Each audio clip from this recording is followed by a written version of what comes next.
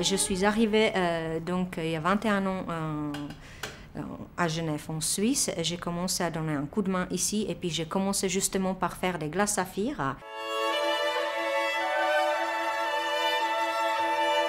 Et puis petit à petit, on a commencé aussi à faire des rhabillages pour des glaces minérales. Et j'ai trouvé ça bien plus intéressant. Petit à petit, je me suis tournée vers cette manche-là. Je travaille la glace de A à Z à la main. C'est un travail artisanal. Suivant la boîte, j'ai choisi la forme qu'il me faut. Je plie la forme elle-même pour qu'elle épouse exactement la forme de bombure de la boîte. Après, je précoupe justement un bout de verre, je le prétaille. Ensuite, je dois plier le verre.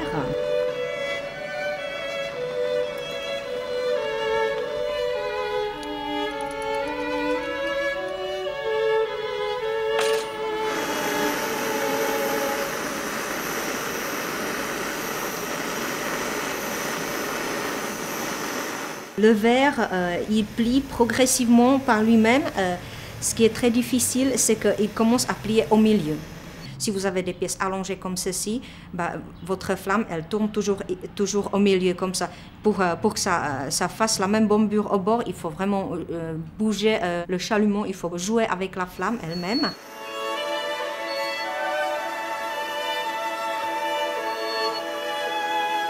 Je dirais que c'est le chalumeau qui est l'étape la plus importante. C'est un travail qui est complètement artisanal. La flamme, elle change à tous les pliages. L'intensité de la flamme, elle peut être très forte comme elle peut être très légère. Elle peut juste lécher le verre.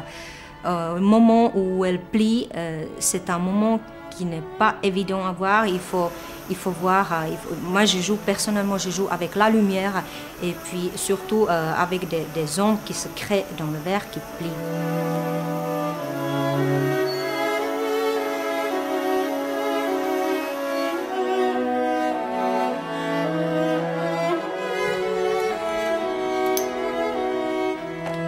Chaque montre est complètement différente.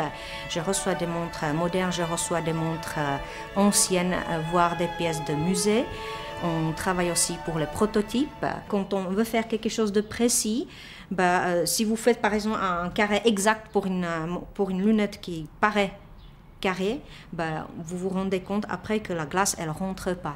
Parce que la lunette, elle est abîmée, elle est un peu tordue, elle est mangée par le temps. Donc il faut vraiment ajuster un verre un par un dans chaque lunette, vraiment à l'œil, à la main. Et puis il faut vraiment travailler avec l'œil, il faut vraiment jouer avec la pièce. Il y a vraiment de longues années d'expérience qui nous ont permis de comprendre comment cette matière travaille, comment elle bouge et puis comment on peut vraiment la travailler.